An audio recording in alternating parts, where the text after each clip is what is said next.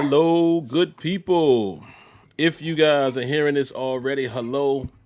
But y'all know we're gonna wait to make sure it is streaming, and we'll probably wait a few moments as well, man. We've been on a little bit of a hiatus, rightfully so.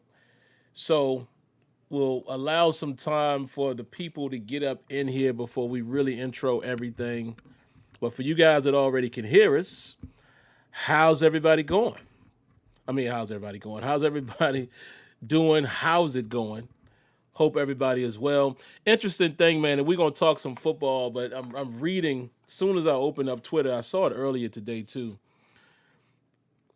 I still the fans, man. Y'all just I don't know. As soon as there's a report out about Deshaun Watson might be wanting to be traded, the first thing still a nation does is how can we get him? Kevin Colbert has. And Smitty, I swear we do it with every single player that is released, cut, wants a trade. Still a nation swears up and down that they got to be in Pittsburgh. They don't take nothing into account. They don't look at contracts. They don't look at nothing. All they know is they got to be on the Steelers. And it's funny. It's hilarious to me how we do that, but whatever. But anyway, guys, I think we got enough people here now. You guys will trickle in. How's everybody doing, man? We hope you had a great holiday. We took a couple weeks off. We took one extra week before Christmas. I had some things I had to do. Sorry about that, guys. And we say it every year, but I really am going to stick to it, man. We're going to try to be much better with that this year. At least try to let you guys know in more advanced notice if we are not going to make a show. But we also would have missed the next 2 weeks anyway due to Christmas and New Year's. So, we took our little break. And now we're back for the new year, 2021. First and foremost, I'm glad we all are here in 2021. But I think maybe we'll talk about a little bit of this, maybe to start the show as well, Smitty, some real life events. 2021 already looking crazy, man, when you consider the news about Dr. Dre, and I think he's recovering from what I Yeah, they last said he heard. was recovering. Yep. That's good. And part of the reason why I said, man, I'm going to chill on Twitter for a minute because it's just toxic. I saw people saying good. I'm like, I never understand the people who wish ill will when it comes to death or health on another person. I don't understand that, especially somebody you don't know. You're talking about an artist or a producer, a celebrity, whatever you want to call them. How could you have that much hate for somebody or that much of an opinion on somebody and you don't know them? That's always been crazy to me. But outside of that, we saw what happened yesterday, and I think it would be a little irresponsible if Smitty and I didn't at least give a little piece on that, the state of the world. Y'all know we got to be real and do that. So I don't know if we'll do it here in the beginning or if we'll do it later in the show, but we definitely got to talk about, wow, something I never imagined that I would see, even though I knew something like this would happen because of the provokedness that has been going on. And again, when we get into that, it's not about who you believe. It is not about your political none of that. We're just going to talk about the individual. That's what it's always about. But we'll get into it. But other than that, Smitty, man, tell the people, man, how's everything been the last 3 weeks? How was Christmas? Happy New Year, and Happy New Year to the chat. Anything else sports related, outside of the topics, or anything else you want to say? If you want to talk about what happened yesterday and the Capitol Hill, we can get into that. Hold on, baby. But first and foremost, how's everything been going, man? Everything's been going pretty good. You know what I'm saying? I can't complain. Grateful to see people here, to see everybody in here. Family is doing good. New Year. Got the kids coming into the room here at the same time, right when I get ready to speak. But it's all good though. But no, Christmas was good. Got to spend some quality time with my family and everything. Had a real small little gathering, but just Zoom calls. We did Zoom call and everything with a few relatives, and we did something for New Year's. Usually we go to church, but with the way things are and everything like that, we just went to a hotel for New Year's and just kicked it there. And, that's what we did with that. But I mean, like Sim said, usually, I mean, for those of you guys that have been watching us regularly, you guys usually know Christmas and New Year's, we end up missing those 2 weeks usually, but we do need to let you guys know, what I mean, just to put it out there. But I mean, usually Christmas and New Year's is usually a no-go. So you could usually count on that. But one thing that I want to touch base on here, I want to say this. I'm not going to shed. It's important. It's important, but I'm going to make it short and sweet.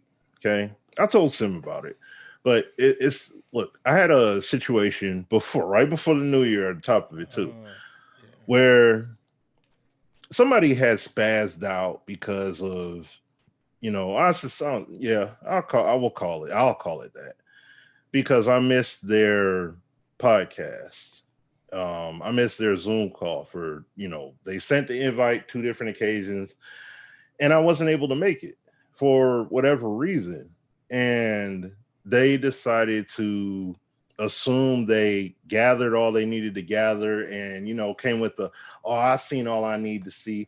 I got you, one of those kind of deals. And the thing is, it was regarding a topic that I responded to regarding Dwayne Haskins, the response Booger McFarlane gave about Dwayne Haskins. And in the thread, I responded, and then this individual responded to me. And, I felt dude was cool. So I gave him my phone number and just said, call me, let's talk about it. Instead of sending long-winded texts, let's just chat. And he sent the Zoom invites. I missed it. I told him first night I couldn't make it. Second night, I didn't even get the notifications. So I missed it. I apologize and everything for missing out. I didn't know I got invites sent and all that stuff. Let them know I missed it. But then proceeded to degrade, send disrespectful comments, things like that via text. Calling me out of my name, things like that. Now, I'm not saying this to make fun of anyone. This isn't about making fun. This is someone that, that I had respect for. And you said he didn't have respect for me and had issue with me all of a sudden and called me all out my name and stuff. Now, I don't care if you talk smack about me. I'll say this like this. Dude don't know me from a can of paint. I know Sim, I know Azura. Do I know them so tightly to the point where I know all this personal stuff? No, I don't. But those are my guys, though. You know what I'm saying? But the one thing that you don't ever do is bring up family to make a point. I don't care how small it is or how big it is. And dude proceeded to bring my wife into the situation, trying to say along the lines of, if you put your wife next to mine, I'd be winning. So am I losing? What does that have to do with anything? What does my wife have to do with anything relevant to talking about a football topic? You see what I'm saying? That's something at the end of the no, you don't do that. That's something at the end of the day that you just don't ever do.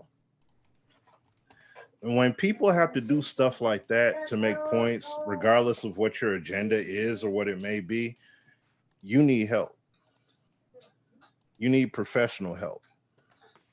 Because nobody gets that. If it takes missing a Zoom call to do all of that, there's something going on. And they ain't got nothing to do with me. There's something that you got going on over there. And understand this. Stuff that I've shared over the years, doing this YouTube stuff and everything like that, I've had to seek out help. Wife's had to do it. We've had to do it together, things like that, because life happens and sometimes life gets a bit overwhelming. And people think it's the brave thing to do, especially amongst African American, Just rub some dirt on it, you'll be all right. You know what I'm saying? Oh, it ain't nothing. What you worried about? It's not supposed to show any kind of emotion or anything like that. No, take it to someone and get some help. Talking to someone and getting professional counsel doesn't hurt. Getting, that therapy or whatever, if it's necessary, go get it. That's the whole point that I'm getting at with that. You know what I'm saying? There's no weakness in it. Ain't nobody gonna make fun of you. You're not gonna be lesser of a man or lesser of a woman or whoever the individual may be. Hold on, Haley. Hold on, sweetie. Wait just a moment. You're not gonna be lesser of a person for doing that. Okay? It's helped me tremendously. It's helped my wife. It's helped our family tremendously. It helps us with communicating better, the whole nine. But, I'm just saying that when it comes to communication or anything that happens with someone, if Sim and I miss this show because Sim got something going on or Azura got something going on and I don't hear from him for a while, but I see him on social media, I'm not going to all of a sudden turn around and be like, oh, I know what kind of guy he is now. I see what the deal is. No, it'll never be that kind of deal. I'll wait until I can hear from him. Who knows what may be going on? He may not necessarily feel comfortable telling it. And then when he tells it, hey, man, it's all good. Let me know when we could get back to regularly scheduled programming, and then we'll go ahead and do that. That's it. So that's all I just want to say. That's something I just wanted to point that out because that's something that people feel they too brave. They don't have to do that. I'm good or whatever it is. No, that's something that needs to be worked on. So that's something, especially I can speak from personal experience. Like it's something that you need to do and it's very helpful. But outside of that, I mean, we knew what it was with the Lions. We knew. Okay. We knew. You know what I'm saying? Them boys was bad. Okay. And it would suck to see Stafford go. What cracks me up is at the end of the day to see the Lions to see Lions fans, especially around here in Michigan, seeing cats trying to blame Stafford as to why they haven't made it. You know what I'm saying? And it's like Stafford doesn't play defense. He doesn't catch the passes that he throws. He's not the offensive coordinator or the defensive coordinator. It's not his fault. You know what I'm saying? I mean, has he had seasons that weren't as good as others, or has he made bad decisions? Yeah. What quarterback hasn't?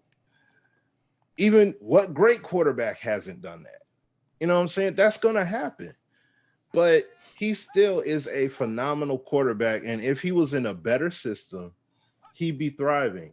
That's why, like I've mentioned here before, and even when I talk to friends offline and everything about this, you look at Riley Reef, you look at Laken Tomlinson, like, two perfect examples. They were in Detroit, it wasn't working. They go elsewhere, and then all of a sudden they balling. You know what I'm saying? Like, he's a solid quarterback. Put him in, and then everybody points out all these other quarterbacks that have better coaches or better offensive lines or better defensive, better defensive coaching and schemes and everything else. Like, all these teams are better than ours, but we're just supposed to just be a world-beating team some way, somehow, and Stafford's the key as to why we fail. Like, no. So, come on, man. Like, I guess they have to be better at the end of the day, so whoever the head coach is, I hope that Stafford is still part of whatever that coach and that GM that's brought in, whatever they do, they're part of that scheme. They're part of everything. That he's part of it too. That would really suck to just be like, oh, well, we traded him off. Like, I get the business part, but football ain't no sure thing. You know what I'm saying? You can be a bit more confident in like basketball, but like football, you really can't be. I don't know. And I feel that Stafford can still go. He still has good years left in him. Give him that chance. You know what I'm saying? Let him actually Let him actually have that chance to do something here, if that's what is in the cards. But we'll just have to wait and see. And as far as the Pistons, it's a dumpster fire. You know what I'm saying? Philly got something good going on over there. Yeah, I tell you, You know what I'm saying? Hooping y'all rolling over there right now. That's good, but yeah, we ain't got nothing going on over there. I mean, I know they're in rebuild mode, but and it sucks that our draft pick went down. He had I think they said he had a dislocated hip or something like that. Oh, man. So we lost Killian Hayes at guard. I mean, he's not looking the best right now starting out, but we'll have to wait and see what he ends up doing if he becomes anything. So I just don't know I don't know. And it sucks too. Well, it's funny because I didn't want Andre Drummond to necessarily go. I didn't want him to go. I just wanted a better scheme around him. And to see him doing well in Cleveland now, at least, he had a decent year last year, but to see him doing well in Cleveland though is funny. Because I'm like, dude's bought it's only 5 games so far, but he's averaging 19 points, 15 boards, and a steal and a block or something like that a game. So it's he's doing good over there. I'm like, man, we could definitely use that right now. You know what I'm saying? I mean, Jeremy Grant is a nice piece. He's solid, but we need to be, we needed him. We didn't need to let him go. We needed a better scheme around him to better include him into the team offense. But it is what it is, man. So, but that's all I got, man. I'll throw it back to you, Sim. Yeah, guys, y'all see me looking here to my left. Maybe you're right on the screen, and you're going to hear, coming out of the controller. I'm playing Madden because I haven't had a chance to play it since the title update, so I'm just, fooling around a little bit. So just giving y'all that visual. And I saw something funny here. Just to explain it. It looks like, listen, it's first play. It looks like Zone is playing relatively decent. I'm playing against the Chargers. They were in it's a cover 3, but let me go back to the menu to see if it was cover 3 press. And y'all should see how fast Casey Hayward is running. He outruns Chase Claypool. It's almost like Chase Claypool slows down. And he does it, but it's weird. So I'm going to be paying close attention to that to see how they've improved the zones. And hopefully it's not situations where you can see where they're doing stuff like speeding players up. It looks very clean and very natural. And the only reason why I even mention that, because we'll be talking about that later in the show about, some of you guys that may have played it. Me and Smitty will give you our general thoughts on what they tried to address, not so much the experience, because I haven't played it. I've been so busy, man. Working from home, guys, and I ain't even got time to play no games. I'm actually working. But, yeah. Football wise, somebody said Haskins to the Jets. Is it happening, or you're just saying that's where he should go? If that is the case, do you think they let old boy walk, Darnold? Do they have a plan for him going forward, or are they just going to be like, well, we're done with that experience? To comment to what Smitty said, I've always thought Stafford was a good quarterback. Is he a little risky at times? Sure. Can I say that, and blame him for that, knowing who my quarterback is? No.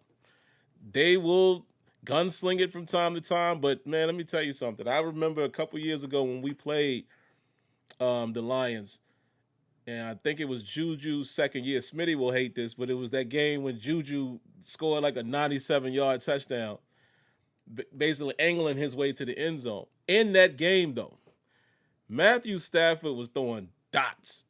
He's good for some. When he's on, he's on. He was killing us with whole shots. I think he's a good quarterback. Man, listen, I don't watch him as much as Smitty may or some of you other, Lions fans, just out of, I just don't happen to not see them as much. I can see them now, with the cable package or whatever that, I can get all the games now. But you know what I'm saying? Just because of the market, I don't get a chance to watch a lot of Lions games. So I can't sit here and say I could give my fair assessment of him overall but I've seen him enough in his career to say that I think he's a good quarterback. Is he great? I can't give you that assessment. Is he the worst? I don't think so. But, you know, looking at the few Lions games that I saw, I don't think Stafford is the problem. That's basically what I'm saying, bottom line. As far as Pittsburgh, Steelers fans who are here, I'm going to stay on my ledge, and if I go to crashing and burning with it, so be it. I'm not going to back off of my opinion. I still think the Steelers don't win a playoff game this year. I don't think, listen, guys, for you guys that may not, come around for the Steelers stuff, this is why I say it. Much like Smitty, we're fans of our teams. We're not blind to what's happening. We look at the problems and we say, I don't like that. Even when we win, I still come back and I say the same problems week after week. The Steelers cannot run the football. That is a concern in playoff football. I don't care how you slice it. They can't run it. Them games we were losing to the teams that people said we shouldn't have lost to. Look at how they played us defensively. It was times when you go back and watch the film, safeties ain't even moving. They just standing straight, flat-footed, knowing Ben. Now he's known for being a quarterback, and he gets the ball off faster than any other quarterback in the league. Defenses know what's coming. Since he gets rid of the ball so fast, quick pass game, they playing tight. No threat of the run. Now, are you guys going to say the last time we saw Ben Roethlisberger with his offense was in, a week or so ago against the Colts, and they turned it on with 6 minutes left in the third quarter and put up 17 points or whatever it was. Yeah, they overcame a 17-point deficit, 3 touchdowns in 10 minutes. Do I believe that's going to happen every week? No. Do I think that's going to happen against these playoff teams? No. Because we can't run the football. Can we win the game against Cleveland? Sure. Cleveland doesn't scare anybody, but tell you one thing they got is a running game, a very potent one. Nick Chubb get going and Kareem Hunt gets going, and you allow Baker Mayfield to do what he is probably his best suited for when they run naked boots and things with him and, play action, get him out the pocket. I'm just saying, it ain't the same old Browns. Are they a great team? I don't think so yet, but they got talent. They're not the same old Browns. Now, here's one caveat, guys, and Smitty, in case you guys didn't know. I said on Twitter a week ago, and some people took this the wrong way, but I said, listen, if I was a Browns fan, I wouldn't be happy about that win. Reason why I said that is we was basically out there with Mason Rudolph, manning the offense, a host of substitutes on defense, and we still almost won the game. They only beat us by 2 points. That's not good if you're Cleveland. If you're a Cleveland fan, and listen, I'm not one of those nutty Steelers or nobody else, and I hate the Browns and I hate the Ravens. I don't do that. I mean, you have your fun banter, but it's like, I ain't that crazy, where I got to hate everybody else. Right. I call it like I see it. The Browns are talented enough to beat the Steelers if they cannot get the run game going. And they adapt to our short passing game. I don't have confidence that the Ben Roethlisberger we saw in 1.5 quarters against the Colts, I'm not confident that they're going to show up because we haven't done it all season, at least since, say, week 7? Be real with yourselves. Can we win it? We should be able to win it, yes. Do I think we will? I don't have that confidence. I'm sorry. And even if we get past Cleveland, who else we beating in the playoffs? Let's be realistic for a minute. Who else? We going to beat the Bills? Are we going to beat the Baltimore Ravens? It looks like they finally got their self going now. We going to beat that Baltimore team that's been playing the last 2-3 weeks? We going to beat the Chiefs? Come on, man. But my fellow Steelers fans think we going all the way, Smitty. I just don't see it.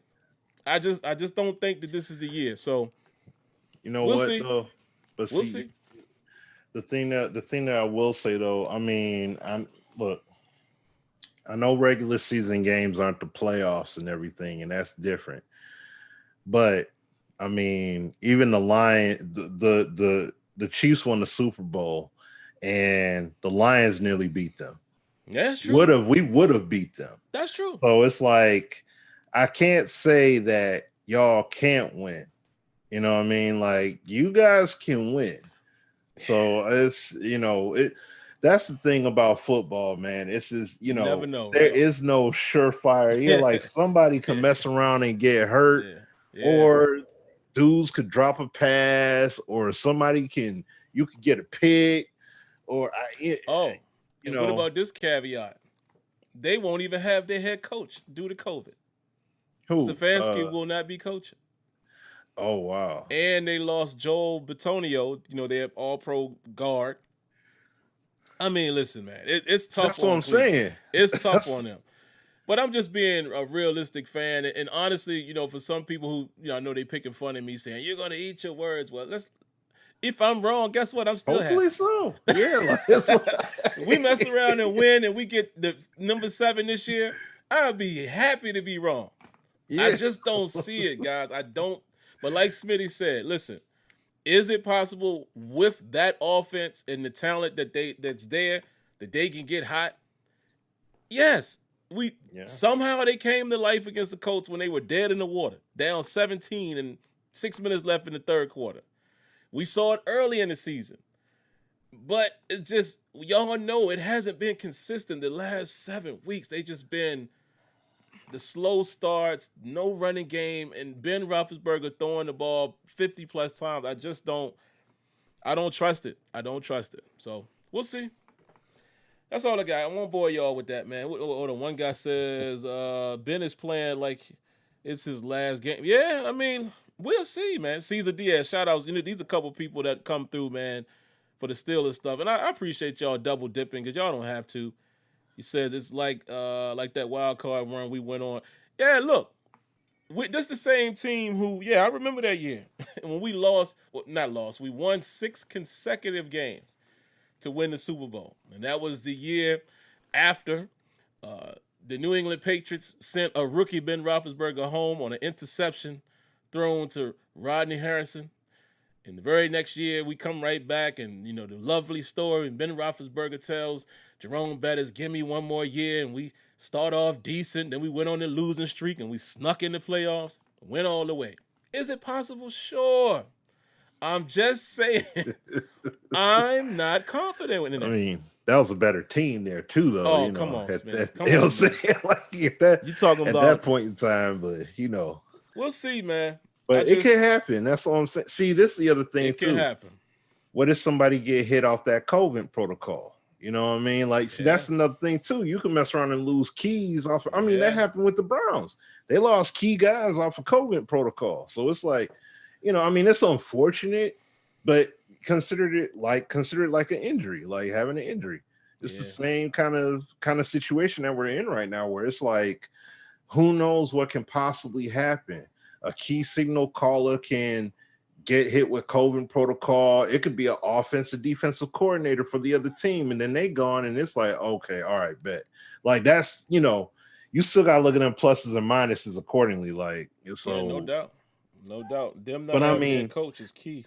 If everybody's full strength and everything like that, the Steelers got a shot. Yes, like they have a legit shot. So they got a shot. I mean, no question, guys. That do I think, like I said, it's not a question of if they're capable and can they do. When I'm talking about looking at this team overall for the year, they got enough defense to win a championship. They got enough offense. If the offense can keep themselves going. My only question is, will they? And I think if you are a real fan, and most of the guys in here from the Steelers chat, they know what I'm talking about. We've been watching. The same concerns we beef about every week, that's what I'm saying. If those things continue to show up in the playoffs, we're not going far. So it's not a point of can they, it's will they. That's my only thing. We'll see. Yep. I'm going to enjoy this weekend, man. Saturday and Sunday, 3 games. Wow. Yeah. I'm going to enjoy it. That's nice. But guys, let's get into it. Yeah, I won't bore y'all with the Sixers talk, other than me wearing a hat tonight and saying they playing some ball out there, man. Them boys is they putting up a lot of points, man. And I really love that addition of a couple guys, but having my man, and I'm gonna put some respect on his name. I'm not even gonna say the little brother. I'm gonna call him his name, Seth Curry. I think he's earned that. Yeah. Even though Big Brother put up 60 something on Dame Lillard the other night. Yeah. Whoa. But I think Seth is earning his stripes, man. That was a key pickup, I think, for the Sixers. Another shooter like that. Mm-hmm. We'll see. We'll see what Doc do with him. Where do we want to start, man? Do we got anything else on basketball or football? Because they were topics, but I don't know how much we. I mean, there's just a little something to touch on, and wasn't nothing. There's nothing really major going on right now. I guess we can talk about how we feel about the playoff matchups. Actually, let me pull it up too to make sure I got everybody, all the teams. Who you think comes out of this weekend in the AFC, as well as the NFC, and then just talking about this weekend, and then who do you expect to be in the NFC and AFC championship games? And then I'll give you my thoughts too.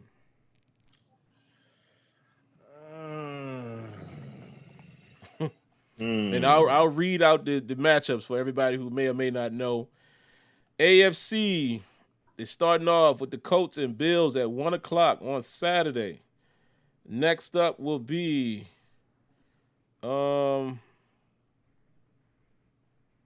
wait, where's the other Saturday games? Oh, okay. There's only one AFC game on Saturday. So Colts Bills, first game of the weekend, followed by Rams and Seahawks, followed by the Buccaneers and the WFTs, the Washington football team. Sunday, they kick it off at 1:00 with the Ravens and Titans. That's gonna be a good one. I'm glued to that one. Bears and Saints. And then you got the Steelers and the Browns are gonna finish it up on Sunday night. Okay.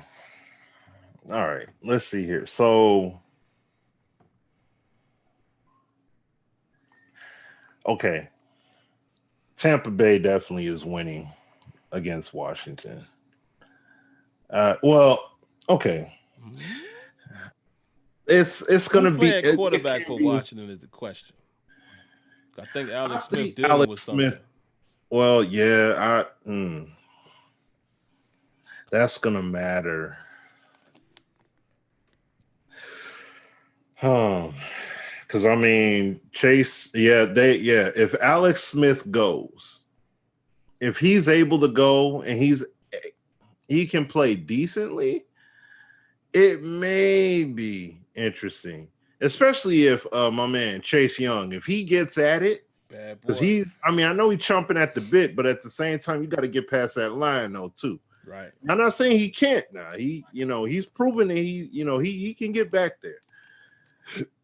So if he's really up to the test and he talking, like he's, he can definitely be a factor, a big time factor. So that could mess around and be a balanced game, but I don't see them just completely stuffing Tampa Bay. I just don't see it.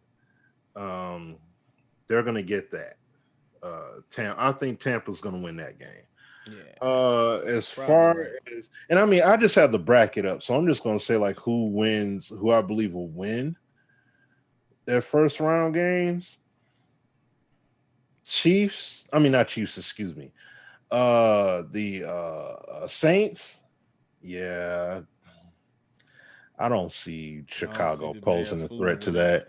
Yeah, they got that one. Now, Seattle and LA. Now that's going to be interesting. I got to go with my boy Russell. Yeah, I mean, listen, I want Russell to get it. I want Russell to get it. No like question. Defense though. But yeah, that's what I'm like. That's gonna be interesting. It's gonna be their offense Yeah, it's gonna. Yeah, Seattle. We got to see what Seattle's defense can possibly do against their offense. Even though Jared Goff is not the best of quarterbacks, but at the same time, he can put together a decent enough. I mean, Yeah. look, he still is a Super Bowl quarterback. He got there. So I mean, no, it was a balance of offense and defense, but still, he was good enough to get there. So I'm not gonna write him completely off. And see, once again, that's the whole thing with the NFL. You can just have a decent enough game, and if your defense can stonewall enough, You if can they win. can slow down Russell, that's the key thing. If they keep my man DK, if they keep him in check, they could, I believe they could, and Russell isn't able to scramble all over the field and get real creative like that, then they could stop him.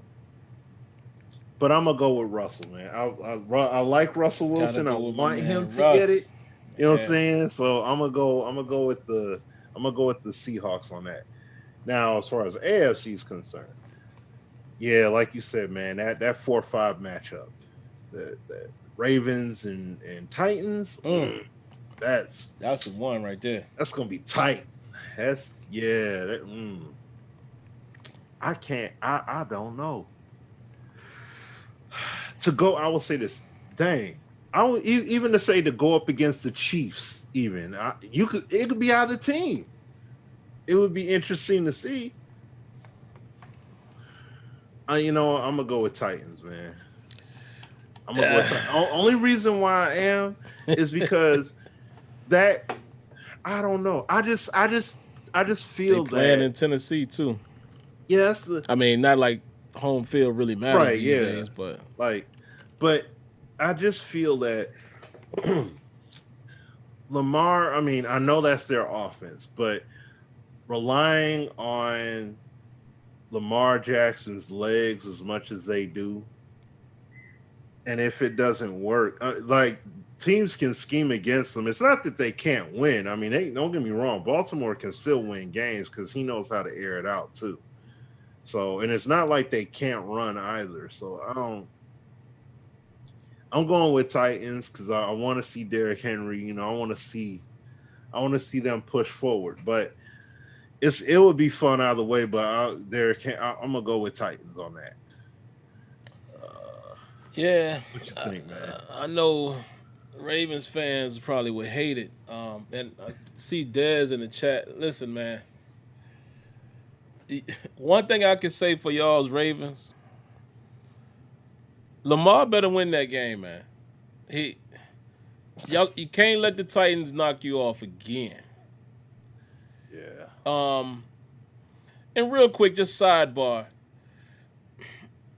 I don't know if I'm going to feed into the media narrative of picking with Lamar like that, saying he can't win a playoff and blah yada yada. Listen, Oh.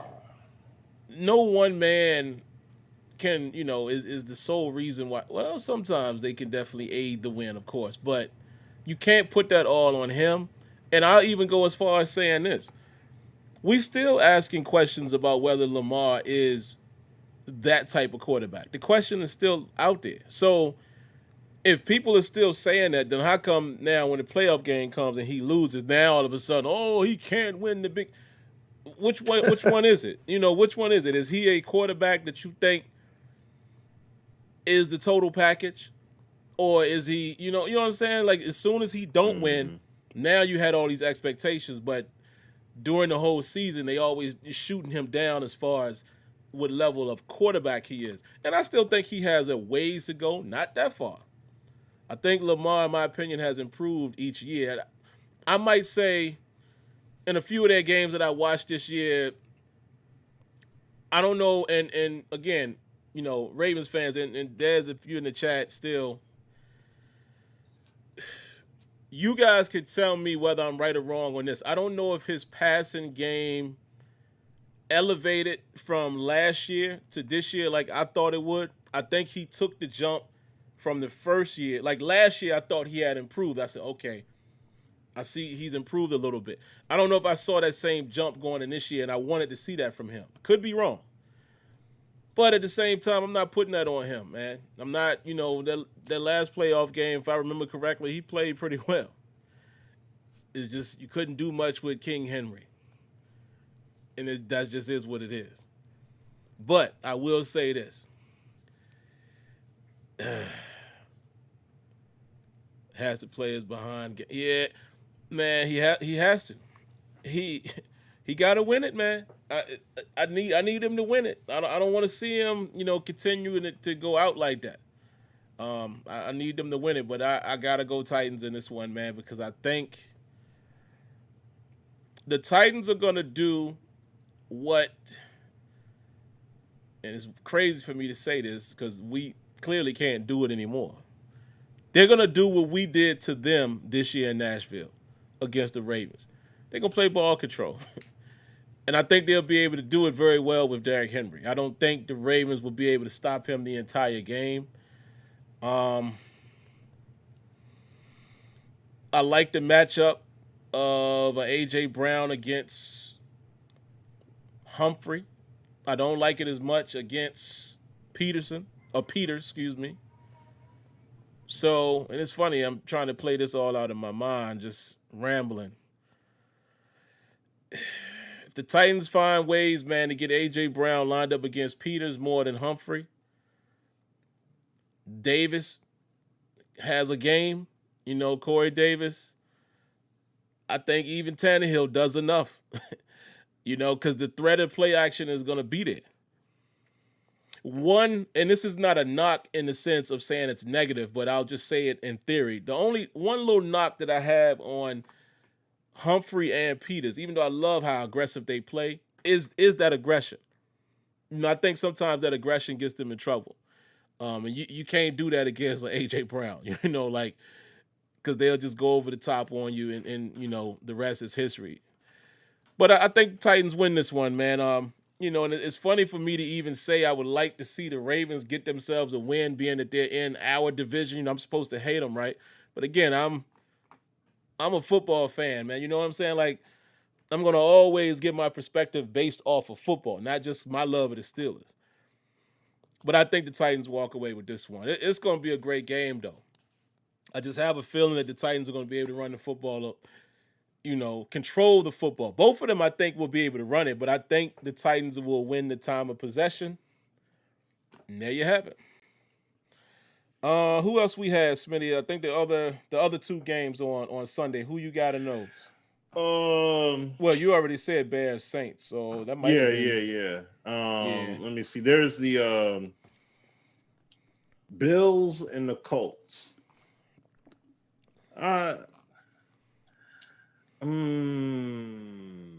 Colts got the solid defense. Defense is what's going to get it done for you. So do the Bills. You said what? So do the Bills. Yeah, they do too. Yeah, I know. That's well. I mean, as far as quarterbacking is concerned, see, Rivers can still quarterback though, so I'm not gonna say that they can't. Ooh, somebody said might be a Ravens Saints Super Bowl. That's a bold take. Ooh, okay, that's a bold one. Possible. It's possible, but it's possible. But that, yeah. Let me tell you something. That's kind of bold a little bit. That is a bit bold. I ain't gonna lie, but if you think about it, look. That boy Patty, man. I'm just saying. That boy Patty is waiting and resting. You said who? Patty. Pat Mahomes, man. Listen. I'm just saying that boy gonna be tough to beat. The Saints, as far as the NFC though, the Saints could come out. It might. That's possible. Looking at the road they'd have to take potentially. Yeah, what's up, big guy? I'm going with Rodgers. Yeah, you know what? As far as that matchup there, I'm gonna go with the Bills. I'm gonna go with the Bills on that one. I mean, Phillip Rivers, I would have loved to have seen him get a Super Bowl or have a shot at it. But against the Bills, though, this here, he not gonna make it out of all this. That'd be miraculous to see that happen. So, but Bills, yeah, I'll give the Bills that. That's another good one. I be honest. I like to know. We'll never know, but fortunately, I happen to be a fan of a. Let's be honest, and I'm not being biased here, but y'all know where I'm going. Steelers, Cowboys, Packers. Who else? Who else? Who else is that darling right now over the years? Mm,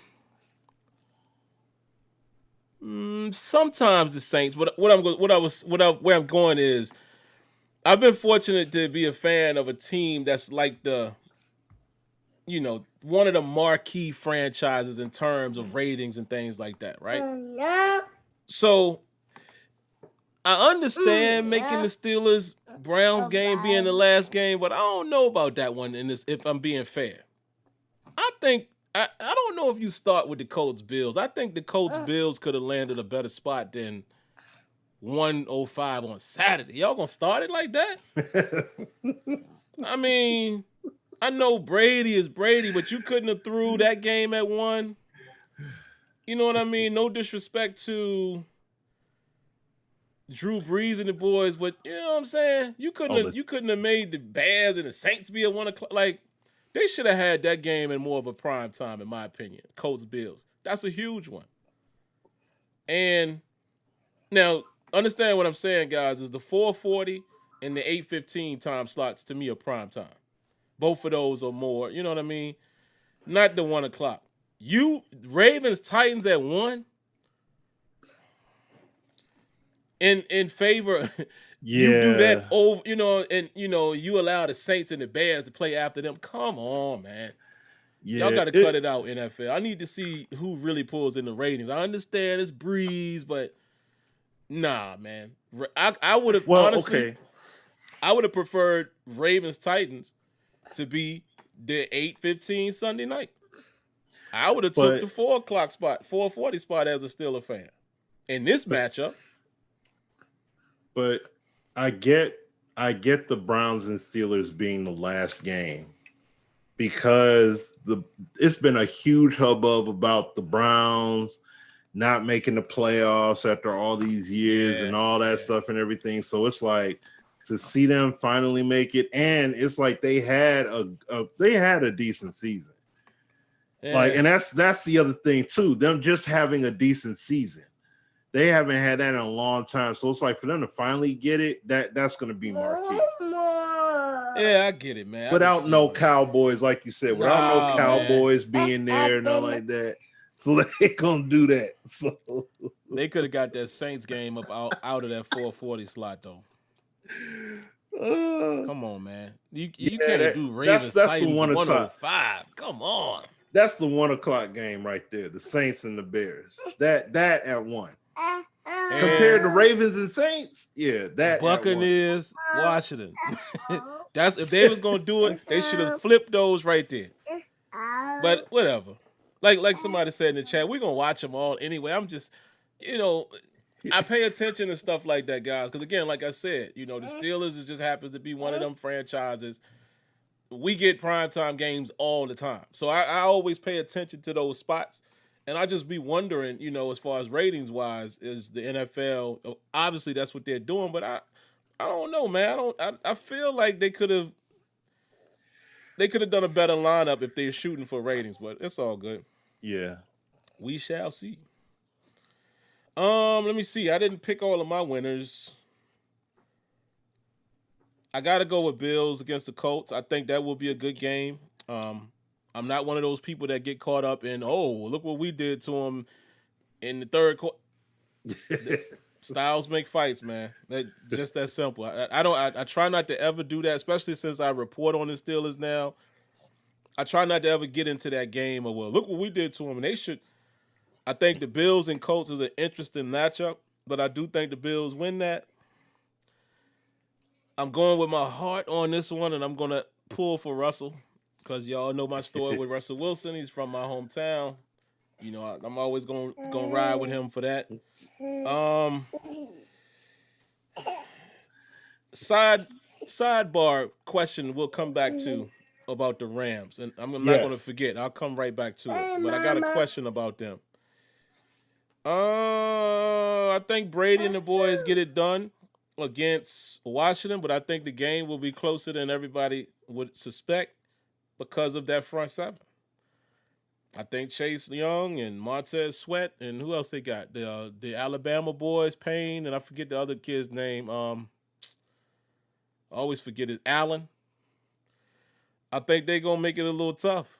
That front is going, and y'all know Brady now. You know, given that he's an older gentleman, anytime somebody get close to him, he goes down. He ain't trying to take that hit. Smart. I think Chase Young and them make it a little tough for him. So I think that's a closer game than some people would expect. Still cracks me up, man, when a team under 500 makes the playoffs. But those are the rules, right?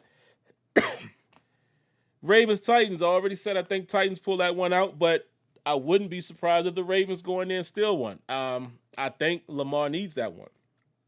And again, I don't understand why the media gets on his case so much. You know, I don't know. Maybe it's because, obviously I didn't play in the NFL, but I guess because I'm always an athlete at heart, it ticks me off sometimes the way these media pundits and these, quote unquote journalists always critiques how somebody, these pro athletes play the game, a game that they ain't never played. It kills me. Like I've always said, man, because of the way Lamar Jackson came into the NFL and the scrutiny that he had, I'm always going to root for him to be successful. It's a shame that he's in the division that I can't have him win too much, but I'm always going to root for Lamar Jackson in that regard. And I think he'll be fine, but I would like to see him get a playoff win now. I don't want to see him go home again in the first round. That's not really going to look that great. Saints, I think they beat the Bears. There's nothing for me really to discuss there. And Steelers. I gotta say we're gonna win, right? I don't know. I don't know. I'm just nervous about the consistency on offense, but whatever. Let's say it. Steelers win a close one. And there you have it. Question about the Rams, man, and I'll throw the question to the chat and to Smitty when Smitty is back. Has Sean McVay lost his luster? Is that boy genius moment gone? Are they still capable of producing a lot of points? Have defensive, coordinators caught up to what they do offensively? Just asking, because there was a time when I felt like, he was like that mini version, and I say mini with all due respect because Andy Reid has been doing it for much longer. So to me, I'm always going to say, he's probably one of the better offensive coordinators right now, along with, let's not forget the job that Eric Bieniemy is doing. But has Sean McVay lost some of that magic? Has McVay lost some of that magic? It don't seem like they're fooling many people anymore. And one time it was, again, like I said, I call them the understudies of an Andy Reid. It was him and what's my man's name that I like still? Kyle Shanahan. I'm not seeing it from McVay. The offense ain't, and again, I'm not a Rams fan. I don't watch every week. There could be more reasons why it ain't happening. But that's the question I have for you and the chat, Smitty. Has Sean McVay, has that boy genius, has that kind of gone away a little bit? Does he still possess, or is he still getting the production out of his offense that we once thought maybe it was the new wave? Oh, I won't necessarily say he lost it, but see, the thing is, like you said, the new wave, right?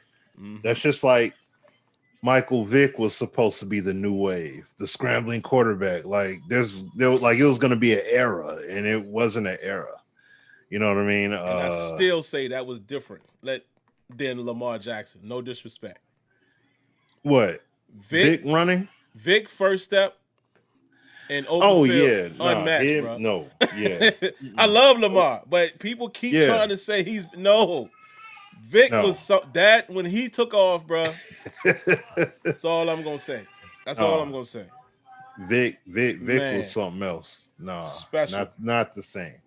Uh, and then Colin Kaepernick, same deal. When he came around, Yeah. that's supposed to be a new era. You know what I mean? Like he's he's supposed to be different, and that didn't last long.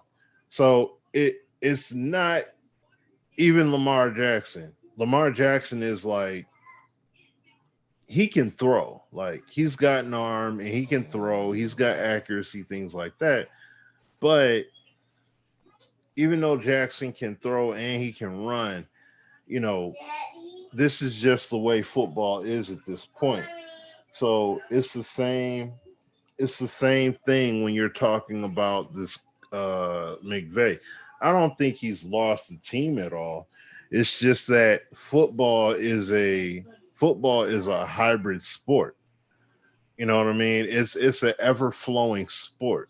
So there's no one absolute way you can play, and that's it. You know what I mean? Like when the 85 Bears, you see they only had the one season when they won the Super Bowl, and then after that, people found out how to gash them, and that ended real quick, even with all the talent they had.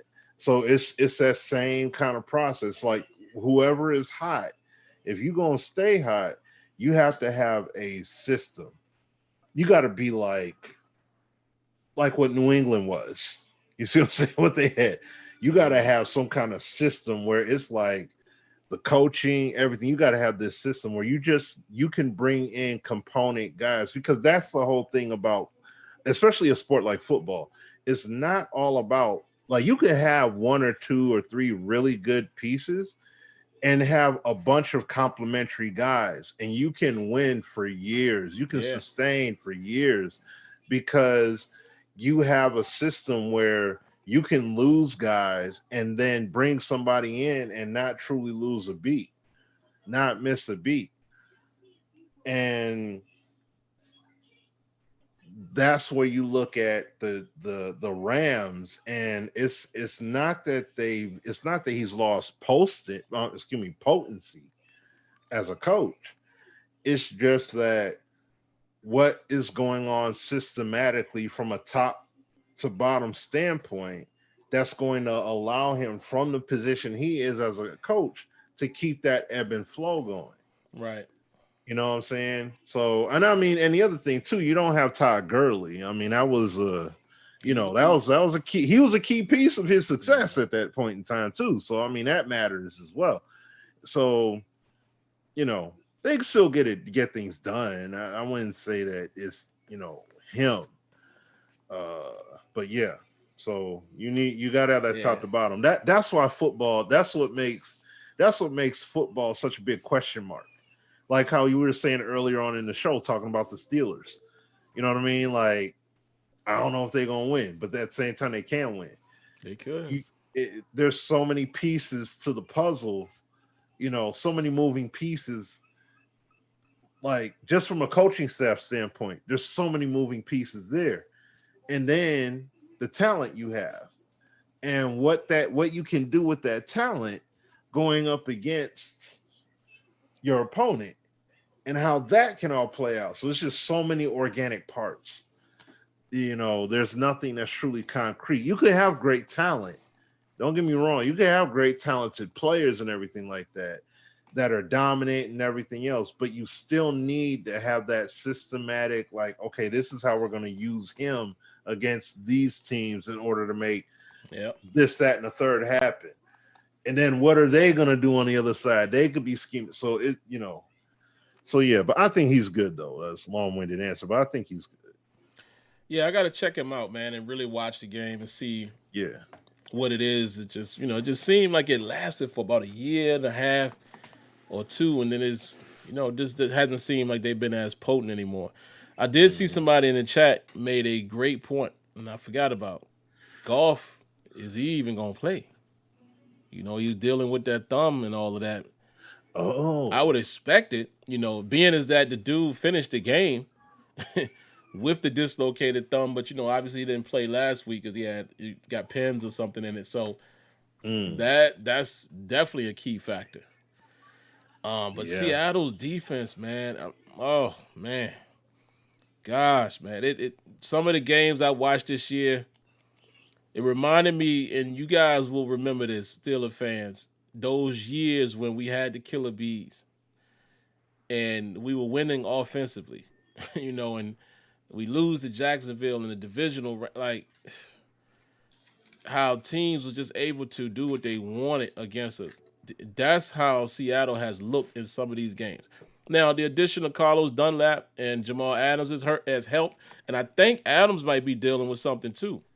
I know he came out the game last week, and it didn't look good, but I don't know his status, but that defense, man, at times it's pathetic. Mm. So that's the only reason why I don't pick them to go far. Even though I think Russell Wilson is one of them dudes that always pulls a rabbit out the hat, man. But I don't see them going far either because of their D. Um, who do I think is going to be in the championship game or even come out of both conferences? I got Green Bay, man. I got Green Bay, and I'm not gonna say the obvious. Huh. Let me go back to the. I know everybody gonna say Saints. I'm not gonna do it. I'm gonna throw a. I won't even say it's bold because any of these three teams could get there. But I think we might be looking at a Buccaneers Packers championship game. Mm. Yep. Somehow that might happen. Even though I haven't looked at the full picture to know who has to play who. If the Saints and Packers might meet before that or vice versa, I don't know. But I'm gonna mess around and say that the Buccaneers might slide up in that championship, man, somehow. And I really think the Packers are gonna go. I think the Packers are probably gonna represent the NFC. And I'm sorry, I gotta So, go Chiefs. I gotta go Chiefs on the other side. Perhaps the all right. Bills. I think the Bills are a nice top to bottom team, man. Yeah, the Bills got enough to do it, man. They got defense, serviceable defense, pretty solid defense in areas. They got the deep threat. They got speed, with both Brown and your man Diggs can go, he could be your underneath and your deep. He's your route runner. They got a decent enough run game. They have a mobile quarterback in Allen that mobile enough to keep you honest. I think the Bills got what it takes. The Bills might mess around and knock off somebody early. Like I don't know who the Chiefs would face. Out of Well, I got the bracket up, so it's like this here. They play the lowest seed from whoever wins. So if so yeah, all they the would. higher seeds win, then that means that who would play them? They'd have to play like the That means Ravens or the something. Titans. If the Titans, won, yeah. if the higher seed teams win all their games, that means it would be the Titans playing the Chiefs. On the other side of the fence, it would be the if all the top seeds, if all the top seeds win. What if Washington win? That'd be Washington. Yeah, that's what I'm saying. That'd be crazy. That'd be Washington playing if that were the case. So, man, Green Bay gonna walk into this Super Bowl, man. I'm trying to tell you. Just think about that for a minute. I don't know. If there is an upset, like Smitty just said, imagine that. Wait a minute. On the NFC side, Washington is the 4th seed. Yeah. Buccaneers are the 5th seed. Yeah. So they would still be playing. Oh no. Then it could be possibly the Rams if they won. That's what I'm saying. 6. Yeah, because they're 6. Man, Green Bay Chicago. They walking into that Super Bowl. Walking in. Oh, my bad, y'all. Y'all hear that ringing? What is that? Something on my computer. Oh. Yeah, it was like an alert for my Rawware or whatever is updated and it played this loud chime. I don't know if y'all heard it in the chat, but Oh, they gonna walk in that Super Bowl, man. they walking in. They walking in. They got some easy matchup. Think about if any of these low seed teams win. The Bears. Yeah, Bears, Come on. Rams, and Rams Bucks. ain't beating them. Bucks maybe. The thing is, man, if the Bucks defense shows up the way they're capable of showing up, they're gonna be tough too. Yeah. They're gonna be tough too, but I think it's the Chiefs Packers possible Super Bowl or Packers Bills. That's what I'm if I'm throwing an upset in there, I don't think the upset comes from the NFC.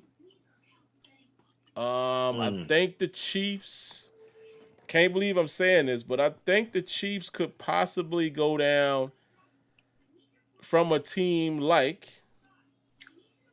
the Titans. I mean, a team like the Titans could slow them down because they can run the football. Heck, the Ravens could even slow them down a little bit because they can run the football. The thing is, though, the Chiefs, the offense. But here's the weird part, man. Again, styles make fights. Chiefs almost messed around and lost that last game they was trying to play hard in Week 16 to the Falcons. They lost to the Raiders and could have lost to them the second time. Like, so it's not like they unbeatable, but that's what I'm saying. That's what I'm saying. It's gonna be interesting. These are some good teams here, man. We'll see. Yeah. What if it?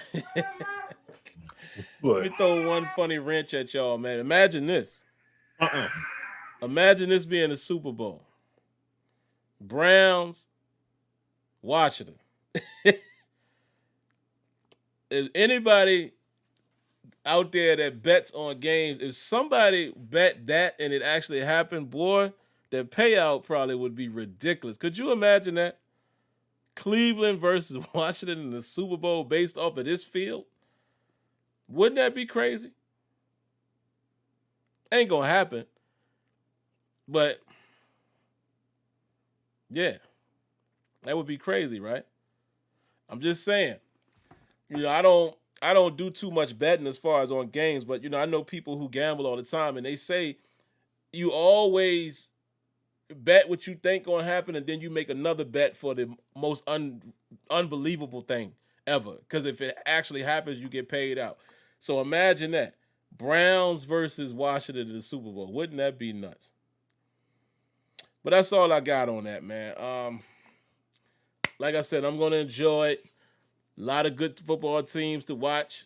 And then come Sunday night, we'll see how the Steelers do, man. Hopefully they pull it out, and I don't know, maybe they pull a run game out their pocket that they've been tucking away.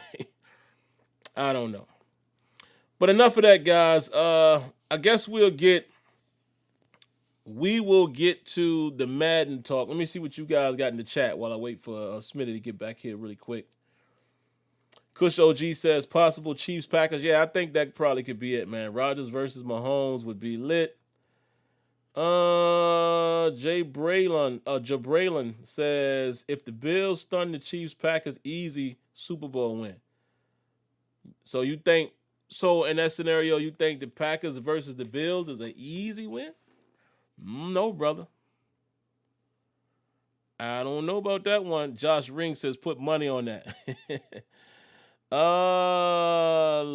Luke Coates says, please don't think about no ugly Super Bowl game. Hey, man, I'm just saying it could happen, bro. You never know. You never know.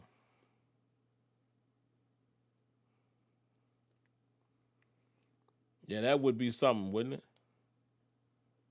Oh, man. Packers lost their left tackle.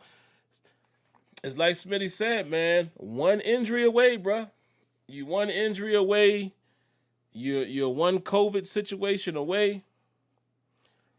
And there you have it. But, guys, we'll move on to the Madden stuff, man, to wrap up the night here.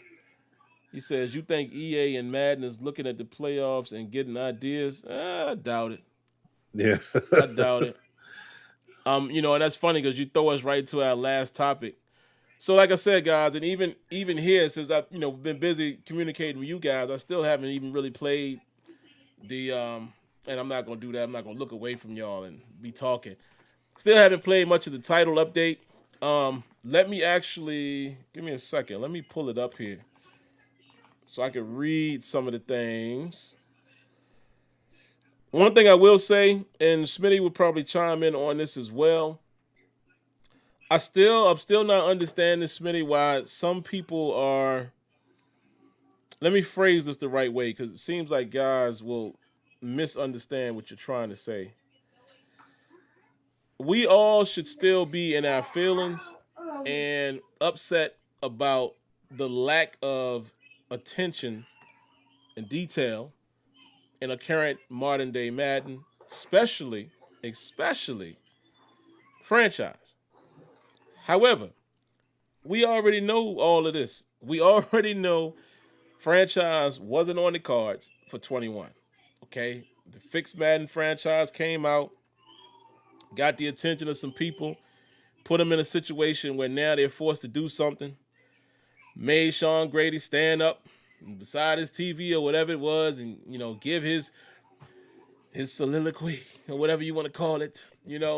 And they saying they're going to do something for 21, but here are our plans for 22. They gave us the timeline, and now they're starting to hold true on that timeline. But why is it that every time these title updates come out, people are acting overly disappointed? I'm like, I get it.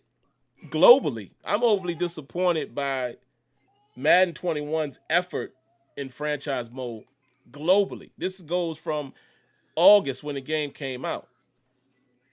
But now that I know what they didn't do and what they're saying what they're gonna do and going forward, I won't expect nothing else on next gen. I won't expect nothing else in these title updates. So I don't know why we act so overly surprised with that. So let's go ahead and read, man, a couple of these things here. And again, me and Smitty will just give you our quick thoughts. The franchise stuff, guys.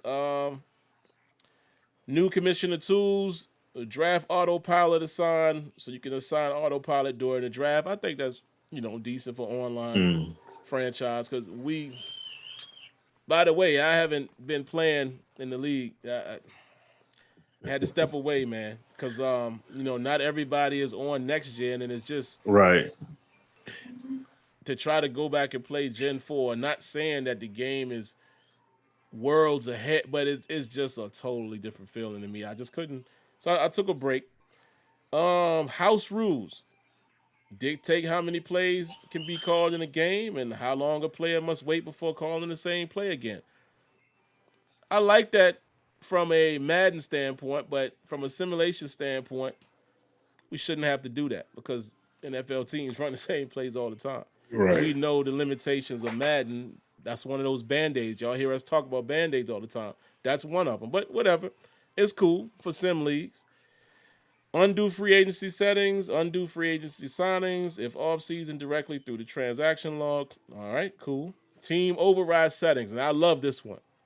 Commissioner now has the ability to turn on and off or allow users to keep individual settings for heat seeker, tackling, ball hawk, and switch assist. I really like that. Shout outs to SGO. He said it in his video. Smitty can definitely attest to this as well. This is something we've been saying to them for eons.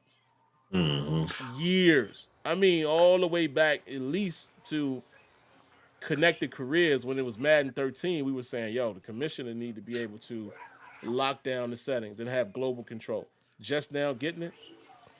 Yeah. That's bad. That's bad. Personnel logic improvements.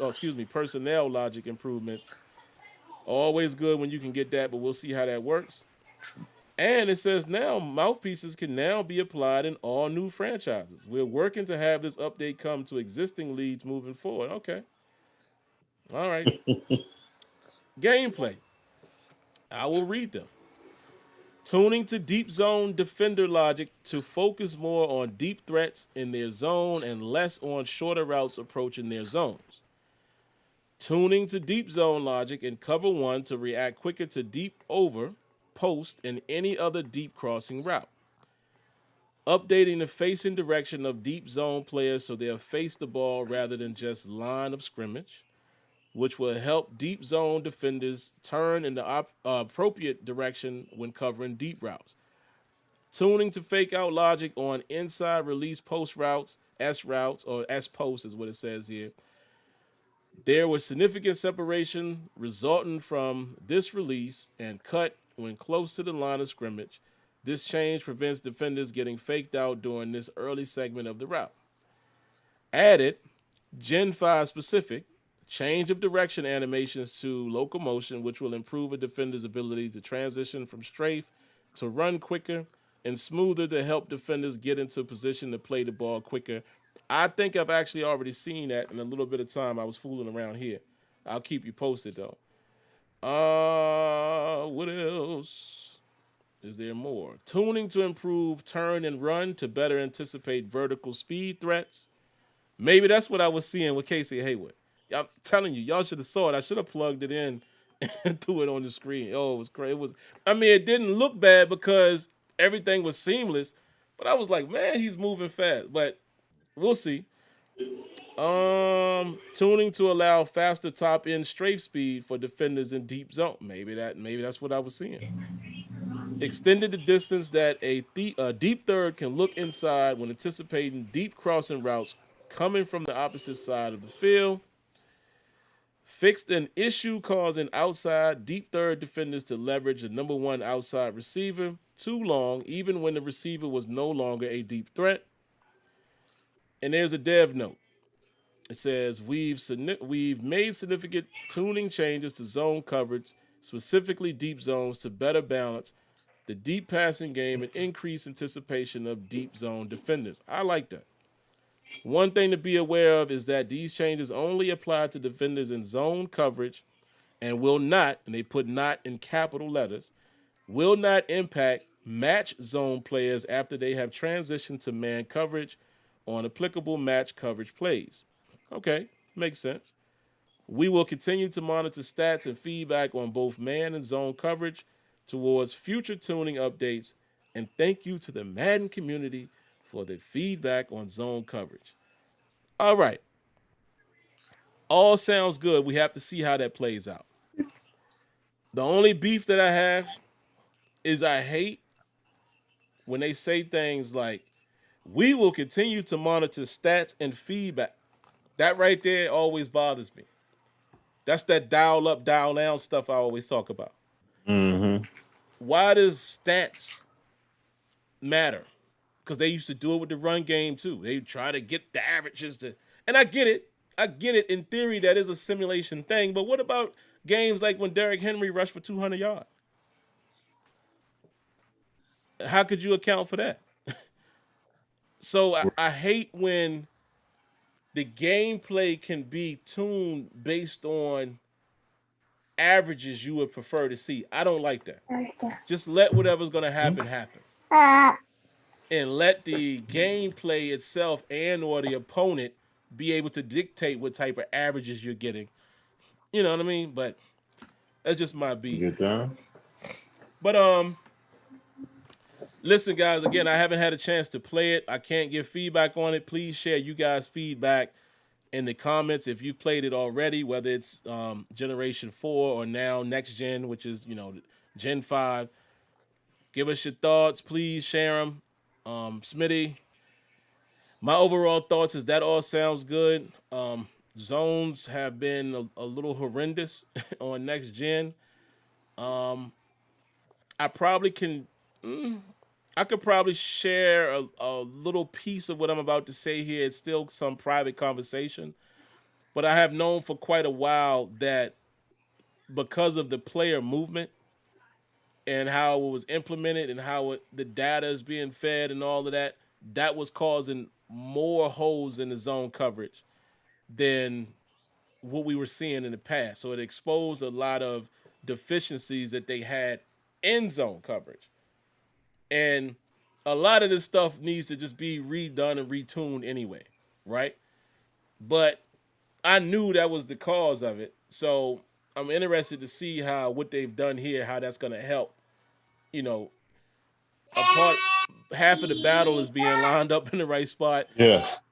getting out of your strafe at the right time, anticipating at the right time. I mean, that's half of the battle when you're playing defense. So we'll see. So overall, I would just say, without me playing and experiencing it, sounds good.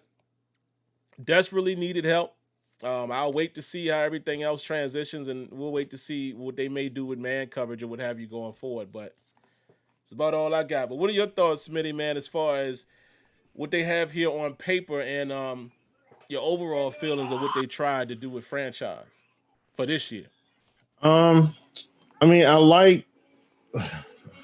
I got to practice, I told Sim, I got to practice like I was in practice mode. And I know practice mode is different feeling than when you play like exhibition games and playing in franchise mode, but I didn't get to play franchise mode because they're still doing server maintenance on that part at the time, at least.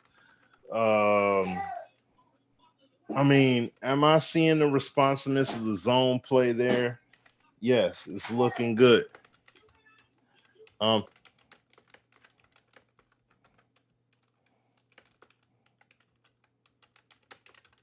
Sorry about that. Um, the player movement. I mean, not player movement. Excuse me. The zone movement. Their responsiveness. It looks good so far. You know, what I haven't really had a chance to truly like thoroughly test it because I played with teams that have decent secondary. So like I want to play with like the Lions and teams that don't have such good secondaries, and then I want to see how are they all responding defensively. You know what I'm saying? Like I mean the focus is on zone play, but I want to see how everyone responds respectively. I mean, is everything 100% fixed? No, it definitely isn't. Because I mean, I had plays where I only had like two wide receivers that were in the end zone. It was an end zone situation, and they had a zone play too. I think they were playing like cover three, and there were only two. No, they were running cover two sync, and there were only. I think it was out of the nickel, if I'm not mistaken, nickel or 4-3. No, nickel, and they had like six defenders, like going across the end zone. Six defenders all chilling in the end zone, and I only had three receivers that went into the end zone progressively. It was two for the longest, and then the third came in there. And I had a wide open target to throw it to. And the reason why is because all the defenders just basically they looked in formation, stood in their spot in the zone, and then just stood there.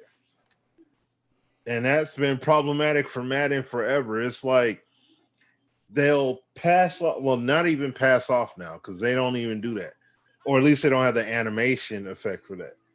But they bump off the wide receiver, and it's like they're literally looking in a direction and they see, from a character visual standpoint, video game wise, there's nobody there behind you.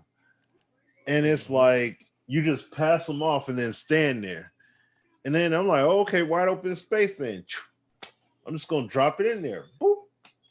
Like, and you look at the replay and you got all these defenders, linebackers, corner safeties, all just chilling in the end zone. Like, dude, cover these guys. Like, somebody can break from their zone and cover, or at least shift to some degree. Let folk know, hey, yo, check. Hey, yo, look, he's here. Look, he's there. Like, point it out. Show that he's there. I'm not saying play perfectly. No one's going to play perfect. But you're not covering 30, 40 yards of field. You're literally covering like you're within 5-6 yards. And you're not covering accordingly. So it's like that's a bit problematic. And they need to work on that, man. They do. That's why it cracks me up when guys try to act like, oh my gosh, the zone play was so bad. I'm like, bro, the zone play's been bad for years. For the longest time. Yeah. It didn't just get bad this year because they changed up the player movement. It didn't just now get bad. It's been like that for a minute. So no, man. But I mean, like I said, I like what they did. At least to a degree, they are working on the zone play accordingly. That's cool.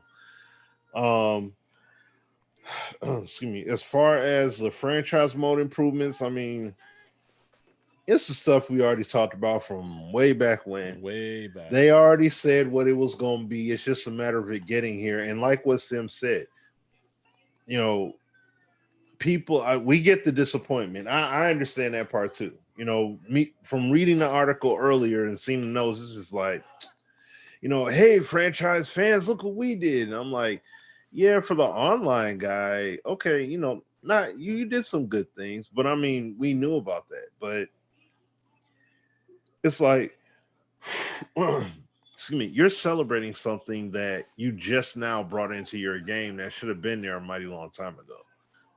You know what I'm saying? It's So, embarrassing. yeah. So, in games like 2K and others, like it's like, oh, you guys just now got that. Like, we've had that a long time ago. So, it is what it is. But I'm glad to see, like for the franchise gamer, for the franchise mode, the online gamers, yeah, that's some good stuff.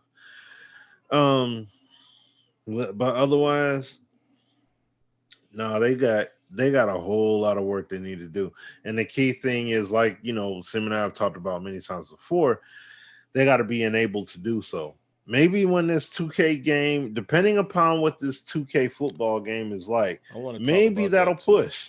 Yeah. And like maybe it'll push EA, and maybe they'll, you know, that'll push them and make them step up and do something a bit more. So just gotta wait and see. But gameplay wise, that's all that, it's cool. And they said they worked on the trade logic and everything too for like the offline CFM. So that still remains to be tried out and everything too. But I really excuse me. The key thing I want to see happening. I got shout out to Books, attorney guy. I did his podcast on Monday this week. And thing I was telling him is that because he, along with like all the comp guys, they absolutely hate the player movement. And I was basically defending on as far as sim players like about it. And the thing is, like what Sim and I say all the time, and definitely I know I emphasize it a lot. Every time EA tries to add anything that lends towards authentic replication or realism, it's always being gutted out because people are fighting so hard against, what they add. Like, excuse me, like the route running being a problem. They're saying that's a problem because of the route running. The player movement, oh my gosh, it's horrible. Everybody moves so slow. What about Barry Sanders and all that stuff and everything? And, the problem is, I made the example of Shaq in NBA 2K, and I'm like, it took 2K years to honestly be able to replicate Shaq the right way, like in terms of his physical dominance, animations, his momentum, his weight being respected in the post and everything. Can I watch your phone? No, you can't right now. Nope. Go ahead, baby. Watch TV. All right. I don't want to watch I'm busy right now, honey. Okay, go out there. Go ahead. Or you go in the room with mommy. Okay. But yeah, I know. She watched her tablet to the point where the battery died. Now she only watch my phone. So no, I can't watch it now. Like no, but son. yeah, the same way. He'll Yeah. burn everything up in here. I'm like, dude, Yeah. that's what the charge is for. Right. Man. Oh man. But no, you gotta let EA build. I like this player movement. This is a nice addition. This is something solid to build from. Now, of course, franchise mode and all that stuff, they gotta build. They gotta build that sucker all the way out. These touch-ups ain't really gonna mean nothing. Nah. We gotta see this game be built. Okay. So But that's the whole point. I want to see EA actually build on this player movement. Like that player movement specialist guy that Azure tweeted out about. I don't know if you've seen it or not.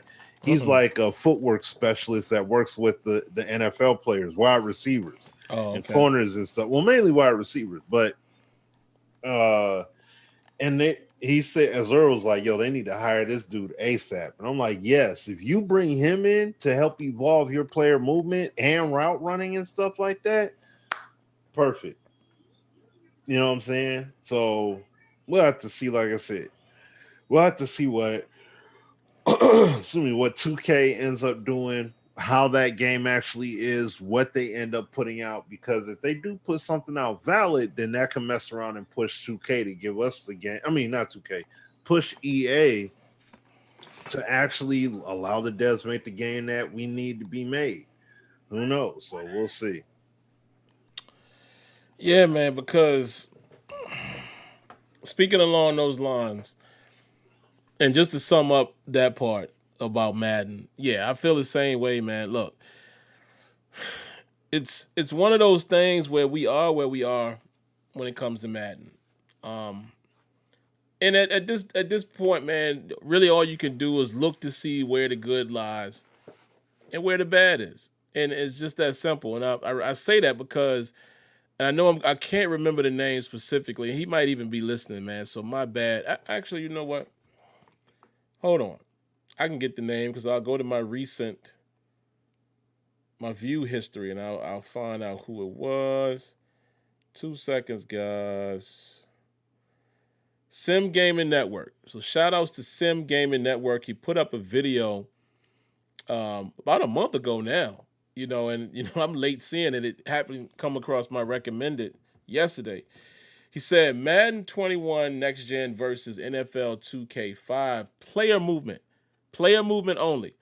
And it always cracks me up when people are trying to make specific points, but then everyone wants to go left. Like, oh, well, man, it can't hold a candle to two.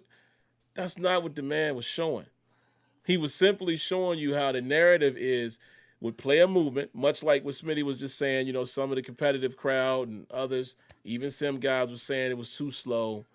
And he did a comparison of the game speed of Madden 21 Next Gen versus 2K5 and, a direct comparison of player movement. And to be fair, the player movement should be better. That game was produced in 2004. Excuse me. But my point being, it's gotten to the point where people don't even acknowledge the step forward in gaming, even Madden. And I got to give a shout out to Josh Ring and King Arthur. Appreciate the donations, guys. I'm going to read your comments as well, but I don't want to forget this point really quick, and I'll come right to both of your comments. We can't get to the point now where you hate Madden so much you don't even acknowledge improvement from a gaming standpoint, not just Madden. You look at that video, bruh, player movement has come a long way. Madden probably could have got there if they would have stuck with True Step. But you cannot deny that, wow, it does look way more natural now, even in a Madden product. Yeah, it's taking them forever. And my point is, why can't you look at that and say, oh, yeah, okay, they did a good job with player movement for Next Gen Madden. That's a great start. Because we all know the game ain't where we want it. So that's what me and Smitty has been about for the last several years is like, man, let's get them to get going. and maybe once they get going, everything else will fall in place. That player movement and what they've done on Next Gen, great job. Pretty sure it can be improved even more, but doing that and have it dictated by the Next Gen stat integration, that's a huge step. We will see what they do with that building block. So again, it's not like nobody's comparing the two games. We all know it ain't as deep of an experience as 2K5 was. It is clearly not. It's not even Madden 08, but it is what it is. That's not going to prevent me from at least acknowledging like, wow, that's something that could be big going forward. I don't hate any company. I hate that Madden hasn't taken the leap that it should be in by now. But we all just gamers. I mean, okay, I don't play Madden as much. Have y'all seen a video lately? But I don't spend my time just, I don't know. I'm not going to go down that road, but y'all know what I'm saying. We can only do what we got. We can only deal with what we got. Josh Ring says, I genuinely think the inclusion of SSDs on consoles will end the legacy problem of Madden taking things out to put things in. Should help across the board. I agree with that. I definitely agree with that. We'll see if they follow suit. King Arthur says, Sim, what are the chances Madden 22 is any different from Madden 21, which is basically a port over? Also, what do you think 2K21 game will be like? Well, 2K21 is out. So are you asking about 2K22 or? Let me address this small part, and Smitty, if you want to jump in. I've said it, guys, when we gave our thoughts. I don't think the game is a direct port over. Is it basically Madden 21? Yeah, in essence. And I didn't think it would be totally different. But remember, I kept saying I felt like there was going to be some type of groundbreaking change that they would have to do. And none of us really thought they would, but I was like, they got to do something foundationally to make me think, okay, they might be going somewhere. I'm sorry. That player movement and the integration of the next-gen technology, that's different. That, to me, that's not a direct port over. Did they bring over the base of Madden 21? Of course they did. I mean, we all knew that was going to happen, but I needed to see that it wasn't just a simple copy and paste. I needed to see from a fundamental standpoint, there are changes made for me to believe that they will continue to change fundamental things on this generation. And I think seeing that makes me feel like, oh, okay, they doing something with that. Because they've actually made it hard on themselves to take it out. Because it's real life data. So now it's like you can't really fool with that. So we'll see what they do from there. And as far as 2K, I mean, honestly, man, I don't know what to expect no more. The game, I like it. I don't know how much more. No, I don't think he was talking about 2K. NFL, He's talking NFL. about the NFL 2K joint. Yeah, that's my bad. Yep. And you know what? Thanks, Smitty, for the clarification. My bad, King Arthur.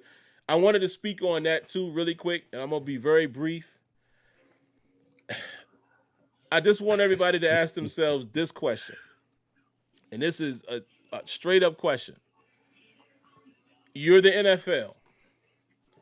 You have EA Sports, who is touted as the simulation NFL game product. Whether we think it's the experience or not, what they consider that is it has a franchise mode and blah, blah, blah, and it's 11 on 11. That's what they mean, right? You're the NFL, and you have this company that's doing that. You come out and specifically say, well, you can do it too. It just can't be simulation. I just have to ask everybody, what do you guys think that means? Like, why? A lot of people are getting their hopes up saying, nah, man, I think it's going to be this. Because we already know it's going to be real players. They've been said that a few months back. But why would you specifically say this is not a simulation product? NFL saying that. EA coming out and saying the same thing after 2K made their license agreement announcement came out. 2K coming out and saying it. Why would everybody be saying this if it's clearly not a simulation product? Now, I'm not saying that about you, King Arthur. I'm just saying it's a lot of people I'm seeing it on Twitter, man. Man, this is going to blow. It ain't going to. Now, it could be this. It could be this. It could be a 7-on-7 or perhaps a 3-on-3, 4-on-4, and then the gameplay could be simulation. I don't think there's any rules on how players can lie, how physics plays out, player movement, foot planning. None of that should matter. You can make an arcade game with outstanding footwork and hit detection and all of that. And like Backbreaker.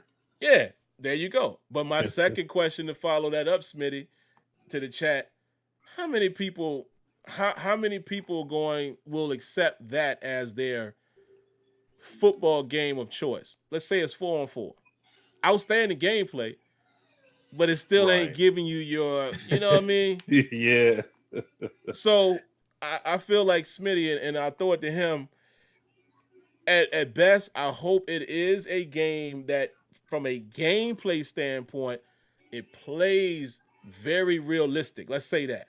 It's an authentic, moving, feeling, tackling, all of that type of game that pushes EA to realize, whoa, people paying a whole lot of attention to this game. And it makes those suits at the top cut the check and then let the devs be great, because now you got to, that's what I hope. But clearly the NFL ain't going to let them make 11 on 11 full immersive. They're not going to do it because they're coming out saying, making sure we all know that it's not a simulation product. It don't make sense for them to have these two games with an NFL license and they code one as non-simulation if it's going to be similar to Madden. You know what I mean? So that's just my thoughts, Smitty. Yeah, and I mean the thing about it is, look, WWE, like I said before, I know it can't be a game like Battlegrounds, okay? That WWE Battlegrounds, it can't be that arcadey, but at the same time, WWE got the licensing, 2K got the licensing for those characters. They got classic characters in there and everything. They got Yokozuna in there, Stone Cold Attitude Era. Like they got history in there. They got their authentic moves they pulled off and all that too, with all the zany stuff. You see, so if 2K wanted to market this game like how they basically previewed what they intend on making for a football game, they could say the same thing about that Battlegrounds. And you would think, oh man, they're gonna make a new 2K, man. That wrestling game about to be on fire there. And then they come out with Battlegrounds. You see what I'm saying?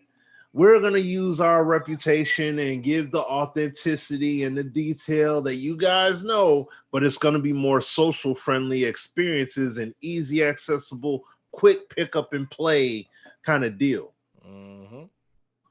You see what I'm saying? And that's how they're talking. But see, people are saying, oh, they got the player license. Oh, snap, they got the team license. Oh, man, that means... No, that doesn't mean that. They said it was going to be NFL from right, exactly. What did you expect? Yeah. I mean... So... I don't know, man. And I look, I've heard that there were like loopholes that at any point, if the NFL wanted to, they could be like, hey, 2K or whatever the company, they could make simulation games too. Like if they could flip the switch if that's a loophole. But my thing is, whatever these guys do, even if it is arcadey, but it has to be a game that people... You got to make a game that has a feeling like some of these indie games do, that just really hook you in. You know what I'm saying? Like it reels the user in. It may not have the most authentic of gameplay to the T, what I mean. But at the same time, it feels like a AAA effort that is just short of giving that full-blown experience because they technically can't do it. It's got to feel like that, where it's like, man, this game is so close. Like, man, like we got to have that feeling like, man, if I seriously hope the NFL opens it up, because the way this game plays, man, if they get the full effect, oh, it's going to be on. It's got to give that kind of vibe.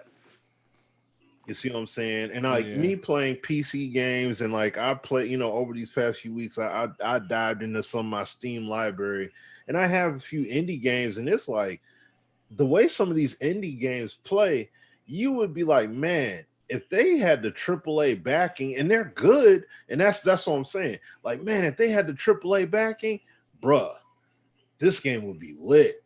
You know what I mean? So it's like, man, they made a real good football game here. Now, if they could just truly make it sim, that's going to be the key thing. So that's really the lifeline, because I believe it's got to be profitable. I mean, yes, 2K signed a multi-year deal with the NFL and the players union.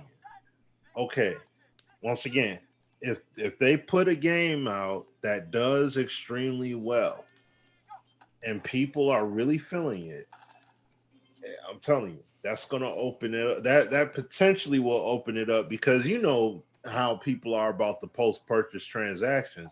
If they make the game where it's not taxing and these transactions, microtransactions, are not like you must do, and it's more of a compliment, people will buy it. People won't mind spending the money. I want my character looking good, or team looking good, or whatever it is, however they go about making a game. But that's what's going to be key. That's going to be critical. So, yeah.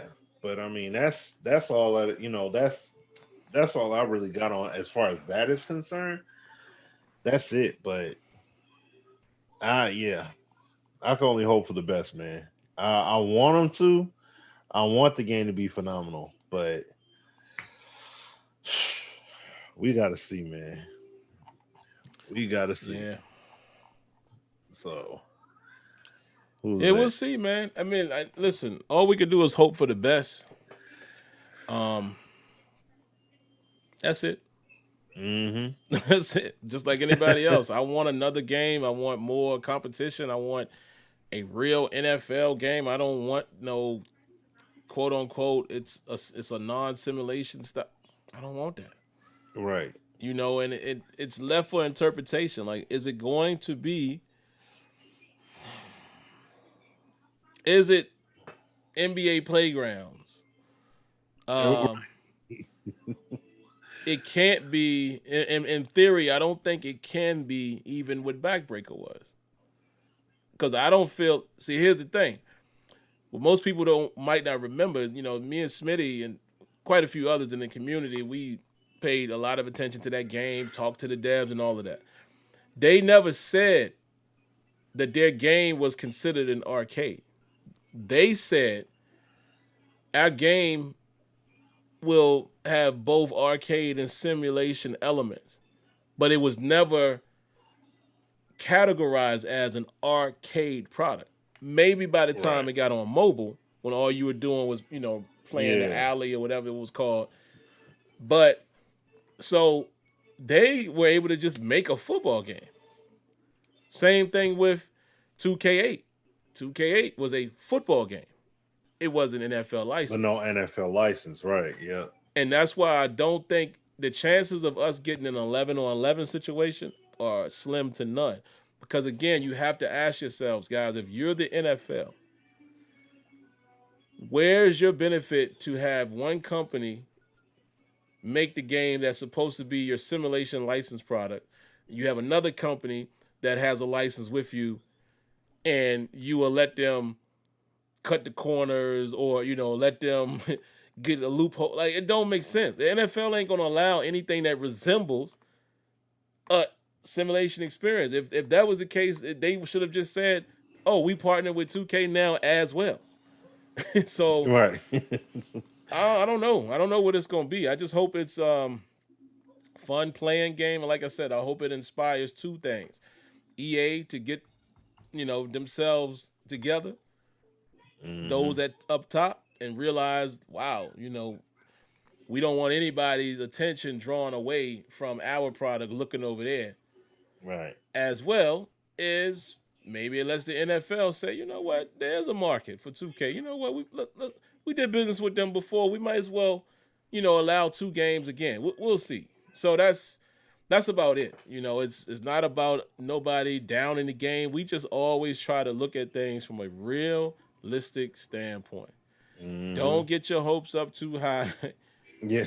Because it is no possible way, in my opinion, that it's going to be an 11-on-11 experience with NFL players and NFL likeness. Because you know what that would be? A simulation game. Yep. So, even though the marketing people said, our reputation, capturing the likeness and the authenticity and all that, we we get it, All right. but it all depends. But like I said, I would not be surprised if we got a battlegrounds kind of game because of that. But at the same time, if there is like a fine line between actually simulating and not simulating, Push and that they're able line. to strike that, and then they do that on purpose, that's different. Then then we could cook with gas there. That's the whole thing. Like, because I mean, right now, I mean, the outcry is, man, look, just get it, y'all. Just blame it. I mean, just blame it. Just buy it. No matter what, just buy it. And I'm like, no. I'm like, no. I want it to be a viable game worth getting behind. Like, if it's not worth getting behind, then forget about it. Not just going to get a game just because, like, as far as like the AAA caliber title, like, I'm not getting a game just because, so that way you can just say like, oh, add to the numbers. And that's got to be something I'm actually going to play. Like, I don't mind showing off and playing and be like, yo, hey man, this game, yeah. Like, we ain't talking about an indie company at this point. You know what I mean? So that's why I'm like, if 2K is coming with it, they have to come with it. You know what I'm saying? So we'll, like I said, we'll have to wait and see what ends up unfolding. Like, I'm just hope for the best in that regard, and just we'll see. I don't know. I do not know, fam. Hmm. What up? Cover 2 sync. Yeah. I know with Cover 2 sync, there are some situations where your defense can kind of convert into like a match situation. I don't recall this happening before. So I recall the Cover 2 sync. Both of my corners ran with the vertical. Both. Now, they took on, let's see, what did they run? They ran a double dig, right? So Okay. I'll give you guys the setup here. They got Williams out wide, got Henry at the tight end, and they got Keenan Allen on the outside as well. He runs a post. Henry runs a dig, and then Williams runs a dig. Both of my outside corners carried the vertical route. Carried the whole route. They've carried it like man. I mean, way down the field. Yeah. Like, let's see, Nelson, Keenan Allen started on the 45 of their own 45. Nelson carried him all the way to my 20-yard line. Joe Hayden did the same thing. He carried this dig all the way to the 45, my 45. I don't recall them doing that before. They weren't doing that before. They would just drop it straight back. My safety, Minka, let's see, where did Minka go? Minka retreats deep, okay. And then he continues to go downfield, but he's getting his depth. That's interesting. Very interesting. But anyway, guys, we're going to go ahead and wrap this thing up. Getting up out of here. And, yeah. Watch some playoff football, man. We thank you guys for coming through. We thank everybody for donations. Be safe out there, guys. It's still crazy in the world. Not only just COVID, but we didn't get to it. Maybe we'll talk about it next week. Y'all saw what happened yesterday. Capitol. Hey, That's man. yeah. All I can tell y'all is keep your eyes open. The world is getting a little crazier, and it's going those people that participated the way they did. That's something different. That's something different than just having an opinion. Like storming the Capitol, like y'all on some next level stuff. They stole our country.